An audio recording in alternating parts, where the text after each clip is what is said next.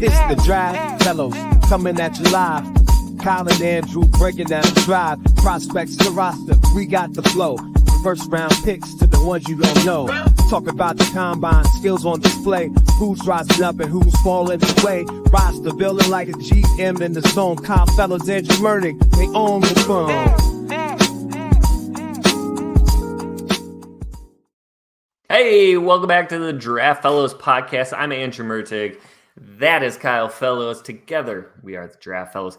Make sure you check our channel out on YouTube, or, of course, you can check out the audio version on your favorite podcasting platform. Kyle, how are you doing this week? I am doing pretty well. I will say I have been better. We had a stomach bug go through the house, and all 4 members of my family got it, and I was the last one to fall. So I'm on the upswing. I'm feeling much better, but I thought I dodged it, and then not so lucky. So happy to talk football with you and get into some of this draft class and not be focused on my health. I heard some reports that this might be like your flu game. Yeah, I'm viewing it that way. I'm bringing that kind of energy, right? Because that's who we are and this is what we do. But yeah, it's good to be on with you. How are you this week? I'm doing really well. I think, we are so in the middle of the football season that it is just, it's hard to imagine we are where we are. Like, we're already looking toward week 8. I know. It's totally crazy. We spend all off season. It's like, another week. I know. We have no content. This is so like post draft. Like, what are we going to do? And then we get to the season and it flies by so quickly. It's really hard to kind of take in and appreciate as you go, but we will do our best to do just that. And today we're going to do what we do a lot of weeks during the regular season, and that is talk about how 2024 rookies did to help evaluate the class that we just got done covering, and then highlight some of the 2025 NFL draft prospects that we're watching, and give you our personal evaluation of what is going on there. So I'm going to get things kicked off with our first 2024 rookie spotlight, and that is safety Tyler Nubin of the New York Giants. He was drafted out of the University of Minnesota. Early in the draft process, Nubin was really considered the consensus safety 1, but he dropped considerably as the evaluation process went on. The 3.67 relative athletic score did not help the situation. I think a lot of people were saying, oh, this guy could be a center fielder. And then they saw his athletic testing and they said, oh, no, he's like a day 3 pick. Yeah. The Giants took him in the second round, pick 47. So after all of the sort of ebbs and flows of draft season and rumor mill, I think getting picked in the middle of the second round was probably a little bit of a surprise to a lot of us. We loved what we saw on tape. Didn't necessarily think that the athletic testing was going to allow him to be wildly successful, but so far he has taken 484 snaps in the NFL. He's very versatile. 133 of those were in the box, 38 at slot corner. That's a little surprising given that RAS score, 2 at wide corner, 238 at free safety, and then 14 are what's considered defensive line snaps, so up at the line of scrimmage. 35 tackles, 11 assisted, and only 2 missed tackles. That's a really, really, really good rate of tackling success. And now the flashy stats aren't there. There's not a lot in terms of takeaways, sacks, etc., but he's been so solid. He's currently ranked the 16th best safety according to Pro Football Focus, and really helped to solidify that New York Giants secondary, helped to make up a little bit for the loss of Xavier McKinney. Mm-hmm. And hey, one of the reasons why I wanted to talk about Tyler Nubin today was just a lesson to myself as I'm starting to watch safeties for the 2025 class. Stop judging safeties by their running times. Mm-hmm. Instincts first. Instincts count way, way more than what they run. And so some examples, right? That just players we're seeing wild success from. Brian Branch with the Lions fell big time in the draft because of some of his running measurables. Kyle Hamilton didn't fall as far, but still fell. I thought he was easily a top 5 to 8 selection in that draft. So to fall into the teens, a little bit interesting. And I think, this is a very good lesson. Yes, you do need to hit a certain athletic threshold, but it is okay if you're running in the 4.5s as a safety. I think Tyler Nubin was like a 4.59 if memory serves me correctly, but he plays so much faster than that. Yeah. So we need to pump our brakes when we see these athletic testing scores come the springtime and say, let's go back to the tape. If the tape leads us to question what their athleticism is, then maybe those scores mean something. If we see great instincts and they're flying all over the field, maybe take the measurables with a grain of salt. Yeah, so I loved Tyler Nubin. So this is a big victory lap for me to see that he's doing so well early on in his career. But I actually had him as my highest graded safety, unless you count and I'm going to totally blank on his name right now, the Iowa corner. Cooper DeJean. What is Cooper DeJean? And I did have him ranked as a safety, so he's technically my safety too. But really, really loved him, and of course, like the RAS totally tanked the perception of what was. But it wasn't a great safety class. But I really felt pretty strongly that this is probably one of the best, and as you said, one of the most instinctive safeties in the class. So fun to see him doing so well. And I guess people will either love or hate how much I talk about the personal interview side of things. But Tyler Nubin was absolutely one of my favorite interviews throughout the process. Team leader, high character guy, just puts in the work. So, he's a guy who's going to come into New York and kind of in like a little bit of, I don't want to say, because I don't know, but like a little bit of maybe a leadership vacuum, if there is one there. Like he's going to provide that for that team as they move forward and try to find a new identity, especially on the defensive side of the ball. So good for him starting out his career the way that he is. I am going to switch over to the offensive side of the ball, and I'm going to talk about an offensive guard because that's what people show up here for. Mason McCormick out of South Dakota State University is playing super well right now. He's played 288 snaps for the Steelers at guard. He's been super reliable for them. His biggest knock coming out in the draft was kind of his strength and if he could hold up because he was a little bit leaner guy, not as much, mass in his upper body. He's not been very good moving guys in the running game so far in his NFL career, which was to be expected. But his athleticism, quick feet, and smarts have allowed him to be highly impactful as a pass protector. And I thought it was interesting. We've given some flowers to Dominic Puny, who's been great as a rookie for the 49ers, but McCormick's PFF pass grade is almost identical to that of Puny. So it's time that he gets some love as well. He also grades out as a top 30 pass blocking offensive guard.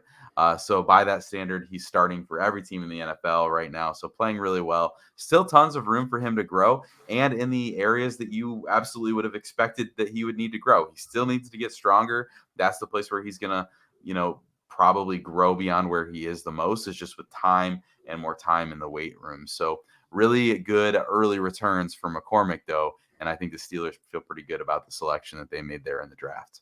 Yeah, and if you're keeping track at home, I believe this is the second interior offensive lineman for the Pittsburgh Steelers that Kyle has brought up in 3 weeks or so. I think so. I think that's Zach Frazier. Zach Frazier was one of our rookies to watch. And so you kind of knew when Pittsburgh went out and they drafted Fatani and Frazier and Mason McCormick, they were taking this offensive line really seriously. I don't think we thought that all three rookies were going to perform really, really well up front. Yeah. But yeah, to see what Frazier and McCormick are able to do already this early in their career as mid-round picks, like that's a really big deal for this Pittsburgh team and a big part of why they have been so successful to this point in the season. Yeah, absolutely. I was saying let's switch over to the 2025 upcoming class because I know we've got a couple really fun names that we wanted to highlight that we'll be talking about more as we get into the spring. Absolutely. 2 defenders, in fact. So I'm going to start things off with edge James Pierce Jr. out of Tennessee. Pierce is listed at 6'5", 250. He's an explosive athlete with significant upside as a pass rusher. He's known for his quick first step and burst off the line. Pierce consistently creates pressure on quarterbacks and can bend around the edge with agility and finesse. His long wingspan and strong hands enable him to disengage from blockers effectively, allowing him to disrupt plays in both the backfield and at the line of scrimmage.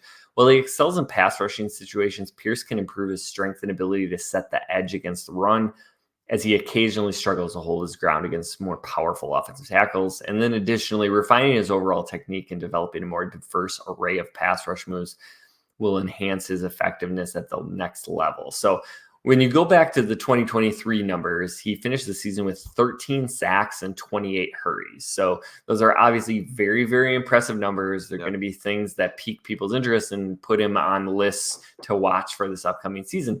So 2024, if you're just looking at sacks, he only has 4 sacks so far. So you might say, oh, that's a little bit of a disappointment. But he already has 24 hurries. So he's almost at his entire 2023 total in hurries halfway through the season.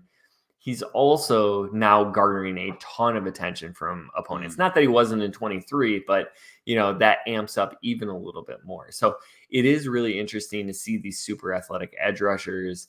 And he does, 250, that falls on a little bit of the smaller size of edge rushers.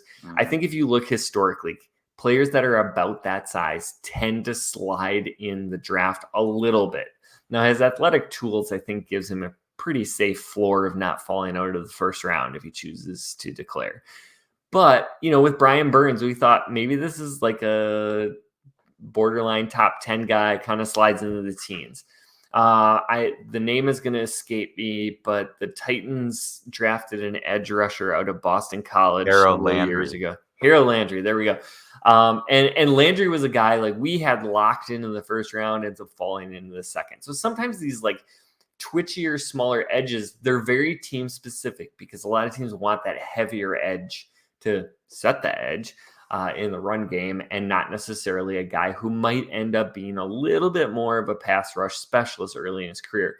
But I think, you look at the impact of a Brian Burns, for instance, and I think James Pierce can be held in that regard going forward. So player I really like. I think, there's certainly weaknesses to his game, but I think somebody who can be impactful pretty early in his career. Yeah, so I have not gotten to Pierce Jr. at all yet, really. I mean, I've seen little highlights here and there, but I haven't dug in it. So I'm really intrigued now, because I am a sucker for the Brian Burns types. I was a big Harold Landry fan. So I'm excited to see if I fall for another and have another edge rush crush there in this cycle. We'll see. I'm going to talk about another defender here. This is safety Malaki Starks from Georgia. This is a player that's on a lot of people's radar. 5-star recruit who found playing time for the Bulldogs really, really early in his career there. He was a track athlete in high school, and you do see that kind of athleticism show up on the football field regularly. Maybe one of the easier players to project to the first round of the 2025 class. He's going to go high. I think just how high is probably more of the debate than whether or not he's a first round pick, but the range is there, the instincts, the explosiveness, football IQ, all there. Only one interception so far in 2024, but going back to 2023, you can easily see this is a player who is active at the catch point always, is making contested situations happen for wide receivers. Nothing goes uncontested, I guess, if he's in coverage there, and does make the play on the ball frequently. So he should be next in line, I think, of the highly drafted Georgia defensive backs that we've seen come out of there, the pipeline, and have a really big opportunity to have an impact early in his NFL career.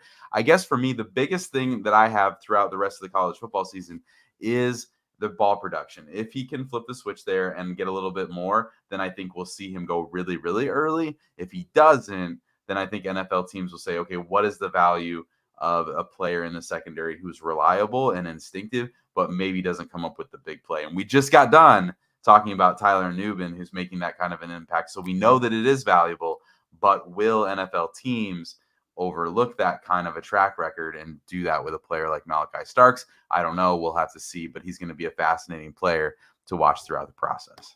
Yeah, I think Starks is easily a top 10 player in this class, if not a top 5, if you don't take positional value into consideration. And I think, there's a couple of different things that are probably working in Starks' favor. One, teams like the Lions, who have kind of said, we don't care about positional value that much. And I think we're seeing that pay dividends. Just take great players. Yeah.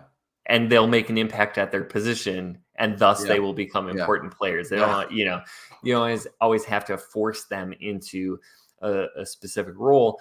And I also think, just this draft class maybe not seeming as strong up top probably works in Stark's favor as well. And so I have a feeling you and I are going to be having a lot of positional value conversations as we get closer to this draft because of Malaki Starks and because of Ashton Jeanty. And like those players are going to be like projected really, really high. And so we'll see if that sort of fizzles out as we get closer to the draft or if that continues. I think it's a really, really interesting conversation that, we have some months to figure out.